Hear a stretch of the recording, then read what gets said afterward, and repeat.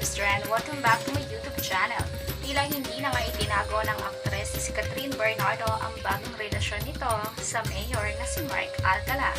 Lalo na't nagba-viral ngayon sa social media ang ilang litrato na kumpirmado na magkasama ang dalawa sa isang travel kung saan dito ay sinelebrate ni Catherine Bernardo ang kanyang kaarawan. Makikita na magka-holding hands ang dalawa sa elevator, kaya naman dito mong araw ay masasabi hindi nagpakabog si Catherine Bernardo sa kanyang bagong relasyon kay Mayor. Samantala, tila bad influence nga raw si Catherine Bernardo kay Mayor Mark Alcala. Yan ang komento ng ilang mga nasasakupan ni Mayor dahil sa bagong relasyon nito sa aktres na si Catherine. Kasi ang mga taga-Lucena, ang mga nasasakupan ni Mayor Mark Alcala, nagre-reklamo sila. Parang hindi nga ako sang-ayon dun sa sinasabi ng iba na bad influence daw si Catherine Bernardo sa political career itong si Mayor Mark. Unang-una, lubak-lubak naman kasi talaga ang maraming lugar sa Lucena City. Wala pa silang tubig. So parang napapansin ng mga constituents na inuuna pa kasi love life bago ang kapakanan namin. Ganon. Alam mo, yung mga ano rin talaga, mga constituents din talaga ng Hindi, may karapatang magreklamo ang mga nasasakupan. Kasi sila yung nakaka-experience din. Oo, sila ang nahihirapan. Yes. Ngayon, dahil nga nagko-concentrate si Mayor Mark dito sa kanilang love life ni Catherine, ganyan ang lumalabas na komento ng kanyang mga butante. Diba? Ano yung sabi nung isa? Sige, sa eleksyon, Mayor Mark, hayaan mo si Catherine Bernardo na lang ang bumotong mag-isa sa'yo. Ayun Ang na. sakit nun. Oo. Ano lang ba naman yun? Wala na bang karapatang lumigaya naman ang mayor ninyo? Oo nga, at magkarelasyon sila ni Catherine at nagsasama sila. Nag-iiwan naman siya ng mga tao na mamamahala sa inyo habang malayo siya.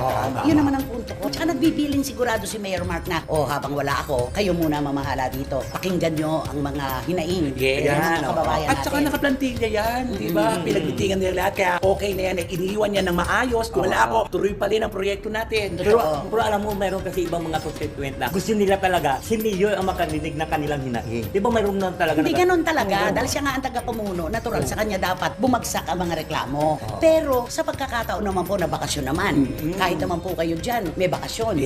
Wala po bang karapatan yung mayor nyo na makasama naman ni Catherine sa ibang lugar para makapagbakasyon naman siya? Oo, bigyan naman natin ng break yung mayor, di ba? Kasi pagbalik niya, mas lalong magiging masigasig yan kasi nakapagpahinga, nakakuha ng inspirasyon. Alam mo kasi, kapag walang butas, gagawa ng butas para may masilip. Ganun lang naman yun Taka yung sabi mo nga, palagay ko mga kalaban yan Ganun naman, di ba oo, lagi? mga partido yun, oo.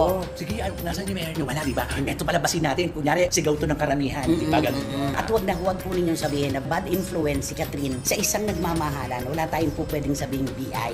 Bad influence. Maligaya sila At saka mayor yun. Ang taas ng ano. Inspired pa nga si Mayor Alcala. Totoo. Dahil may Catherine Bernardo sa buhay niya. At saka ayaw na pa ninyong mga taga-Lucena, ayaw nyo ba maging First Lady si Catherine Bernardo, di ba? Proud yun ng isang bayan. Pride. Pride yun. Si Catherine po, hindi pala sausaw talaga. Hindi siya nagkokomento tungkol sa political system dito sa ating bayan, sa ating bansa. Pero tumutulong ng palihim.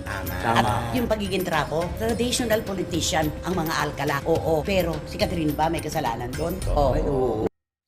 Ilang fans ni Katrina ang masaya, ngunit ilan naman ay dismayado dahil nga raw sa napiling lalaki ni Catherine. Ngunit ilan sa kanyang mga fans ang masaya sa bagong relasyon nito. Kayo mga ka-Chismis Trend, ano ang opinion nyo sa usapin na ito? Comment down below, and if you like this video, please subscribe my YouTube channel and click the notification bell para mas updated ka ka-Chismis Trend. Thank you for watching!